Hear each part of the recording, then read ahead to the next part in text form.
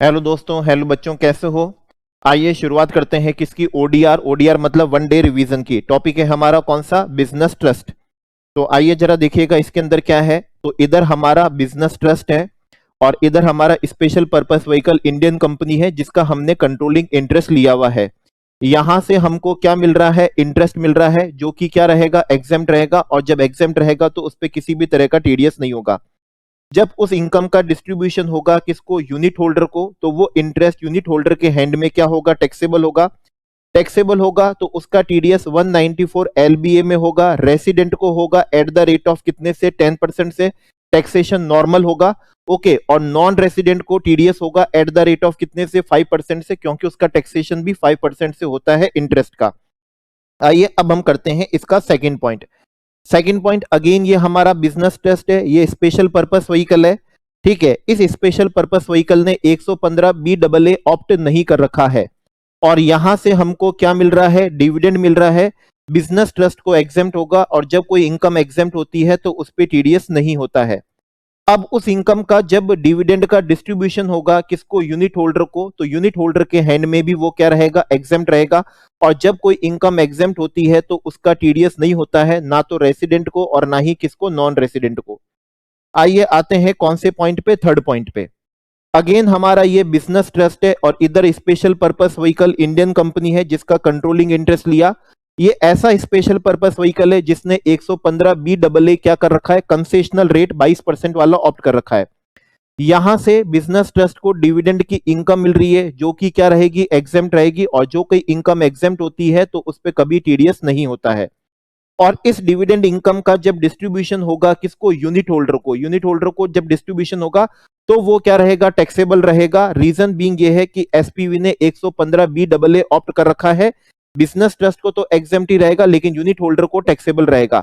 Taxable रहेगा तो TDS होगा। रेसिडेंट को होगा एट द रेट ऑफ कितने से, 10% से। और नॉन रेसिडेंट को भी होगा एट द रेट ऑफ कितने से, 10% से ही उसका टीडीएस होने वाला है। ओके।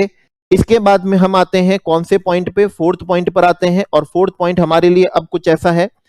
अब ये हमारा बिजनेस ट्रस्ट कौन सा है, रियल एस्टेट इन्वेस्टमेंट ट्रस्ट है और इसकी ये कोई डायरेक्टली ओन्ड इमूवेबल प्रॉपर्टीज है। यहां से उनको क्या मिल रहा है, रेंट की इनकम आ रही है जो कि क्या रहेगी, एग्जेम्प्ट रहेगी। और जब कोई इनकम एग्जेम्प्ट होती है तो उस पर किसी तरह का टीडीएस नहीं होता है। अब इस रेंट का जब यूनिट होल्डर को क्या होगा, डिस्ट्रीब्यूशन होगा, तो वो रेंट यूनिट होल्डर के लिए टैक्सेबल होगा। और टैक्सेबल होगा तो 194 एलबीए से टीडीएस होगा। रेसिडेंट को होगा एट द रेट ऑफ कितने से, 10% से। और नॉन रेसिडेंट को होगा जो भी रेट इन फोर्स होगी उस रेट से उसका क्या होगा, टीडीएस होगा। ओके। अब हम आते हैं कौन से पॉइंट पे, फिफ्थ पॉइंट पे आते हैं। अब ये हमारा बिजनेस ट्रस्ट है और बिजनेस ट्रस्ट को इनकम है कौन से, 111 ए शॉर्ट टर्म कैपिटल गेन की या 112 a long term capital gain जिसपे एसटीटी पेड होता है, और other long term capital gain 112। तो बिजनेस ट्रस्ट के हैंड में ये टैक्सेबल होगा 15% की रेट से, जो कि 111 ए की रेट होती है। 112 की रेट होती है 10% से। और 112 की रेट होती है कौन सा, 20% की रेट से, इंडेक्सेशन का बेनिफिट लेने के बाद में। ठीक है। तो इंडेक्सेशन का बेनिफिट लेके हमारी रेट क्या रहती है, 20% रहती है। तो ये टैक्सेशन इसको होगा। और जब इस इनकम का डिस्ट्रीब्यूशन होगा किसको, यूनिट होल्डर को, तो वो इनकम यूनिट होल्डर के हैंड में क्या हो जाएगी, एग्जेम्प्ट हो जाएगी। और जब कोई इनकम एग्जेम्प्ट होती है तो उसका टीडीएस नहीं होता है।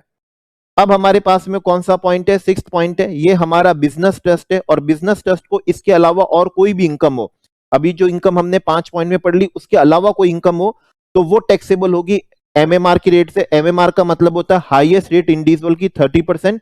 37% क्या होगा, सरचार्ज होगा। और 4% उसके अंदर आप सेस जोड़ लेंगे तो ये एमएमआर की रेट होगी।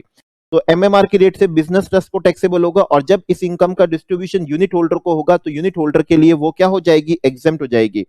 और हमारे इसका अब कौन सा है, लास्ट क्या है पॉइंट है, ये हमारा बिजनेस ट्रस्ट है। बिजनेस ट्रस्ट को कोई भी इनकम हो रही है, अभी तक हमने 6 पॉइंट के अंदर कोई भी इनकम पड़ी है, वो इनकम जब क्या होती है, बिजनेस ट्रस्ट को होती है।